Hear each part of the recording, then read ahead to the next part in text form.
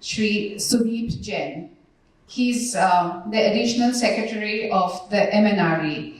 An IAS officer of the 1954 batch, Shri Jain has held numerous challenging assignments with the government of Tamil Nadu, including sub-collector, collector of various districts, city commissioner, managing director, Electronics Corporation of Tamil Nadu, managing director, Tamil Nadu Industrial Explosives, member secretary, Sports Development Authority of Tamil Nadu, special officer, Entrepreneurship Development Institute, chairman and managing director, Tamil Nadu Energy Development Agency, senior deputy election commissioner of India.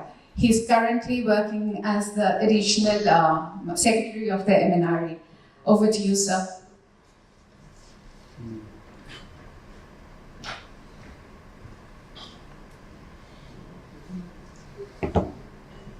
Good morning.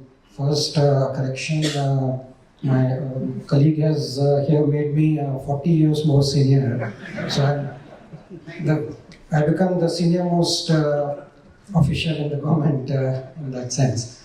I'm from 94 batch. Just a clarification.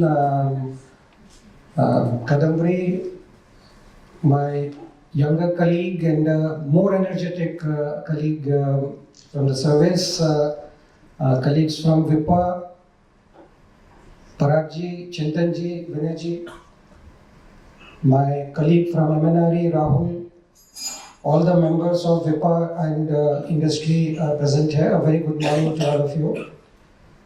I think Kadambari, after her address, has left nothing for me to talk. She has responded to almost every point that has been raised by the industry, by the association. I'll only say that one, there is no doubt in anybody's mind in terms of whether we need wind capacity. The target that the country has to reach 500 gigawatt in renewable energy capacity by 2030 cannot be achieved. The grid cannot manage it unless we have adequate capacity of wind also coming into that. With solar or any other renewable, we cannot keep growing if we are not able to balance it with the required wind capacity. I don't even know the exact technical details which Chintanji went into. In fact, I'll sit with him for a tutorial sometime.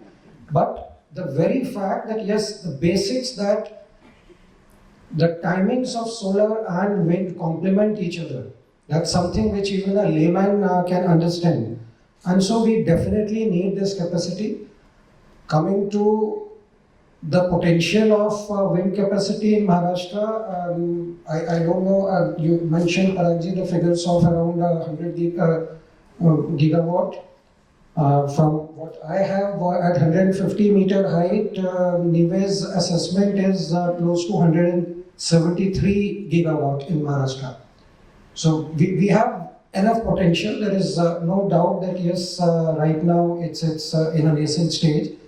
But we also need to see that over last few decades since wind started, and if I briefed correctly, I would say that the first installations which kind of came up in the country way back in 86, 87 was only around turbines of 50-55 kilowatt. Today we are talking of 5 megawatt plus. In fact, we are manufacturing at that capacity in India. So that the industry has really grown in leaps and bounds. But yes, we clearly need almost another 50-54 gigawatt of wind into the system by 2030. We have to achieve our target. That means on an average we need 10-11 gigawatt to come every year. It may not happen at the constant 10-11 immediately, but yes, with a 20-25%, 30% annual increase, those numbers have to come up. I first start with one objection, one complaint I have with the VIPA. You are hosting this conference along with MNRE. It's a part of the series of conferences to celebrate Wind Day. We are hosting it in Maharashtra. You have DG Meda right here. She should have been on the head table. That is the minimum that as industry we would request that it's not an issue of whether it is Kadambari or somebody else. But she is representing MEDA, she is the Director General of MEDA, and also because on the dais she is the only lady. So my request would be next time onwards, and you need to work together. Let's understand that governments have a different way of working. It can never work the same way a private sector can work. It will be a wishful thinking which will not help any of us. We need to understand what way the governments have to work, and within that, how do we collaborate together and then ensure that yes, things move as fast as we desire it to move, we achieve our targets. I saw that yes, Kadambari is giving assurances on certain issues raised right here. Why were these issues not brought earlier to her? You should go regularly, you should sit together regularly. First, I'm saying, raise your issues, simultaneously try and understand what are the challenges in resolving those. Unless we acknowledge the challenges, we will not be able to find solutions. So if together you sit together, understand that, okay, yes, this is what we wish. Now, please tell us why is it challenging? As she clearly pointed out that, okay, during the election period, why have all the clearances came to a halt? Now that's a policy of the election commission that you cannot do certain things during the election period. You have challenges. If it goes to the political master, if it goes to the ministers, there are restrictions which are there. They are also not available in the office during those periods. Most of the time they're in the field canvassing. So these are realistic challenges. Can solutions be found? Yes, solutions can be found. We need to sit together, figure out, and then accordingly find those solutions. Now, when this was being discussed and when she was mentioning that yes, all the files we were processing but were keeping it ready since the MCC Model Code of Conduct was in force, I was taking a corollary to the PM Surya program where the rooftop installations. Now we were stuck with 1 lakh plus installations for which we were from MNRE not able to release the subsidy because Model Code of Conduct was there. So we also had a huge backlog on hand, which we were waiting that yes, moment the elections are over, we'll be able to clear those, and that's what we have been doing in the last 15-20 days. So those are realistic issues. We'll have to understand from each other and find ways to take it forward. I would not want to dwell more on what are the country's targets and what how do we need to be achieving it. I only want to share a couple of developments which have happened in last year or so at the ministry level. With respect to wind, one is a repowering policy has already been announced. Framework for that has already been there. Now we have to work together and see how do we actually make it operational so that the older wind farms which are there, probably which are having probably the best wind sites they are occupying, how do we ensure that we now leverage that potential at much better turbine heights and turbine technology that is available. So that is one area where we need to now operationalize it. We have also now got a offshore wind policy and a clearance, a VGF of 7,450 crore, which has been cleared by the cabinet.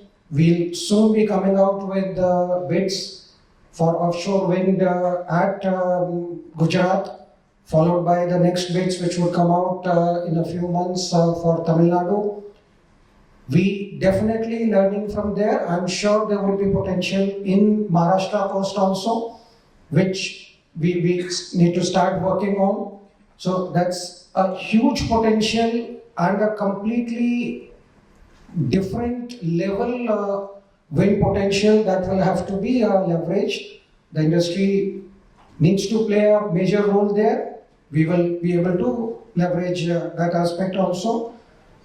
Already leasing and out seabed for development, that also for 4 gigawatt of offshore wind projects has, the tender has already been bidded, called for. So we also not just the VGF thing, we are also giving out seabeds, and we expect large development to come there. On the manufacturing side, I acknowledge the fact that we have today 18 gigawatt of manufacturing capacity in the country.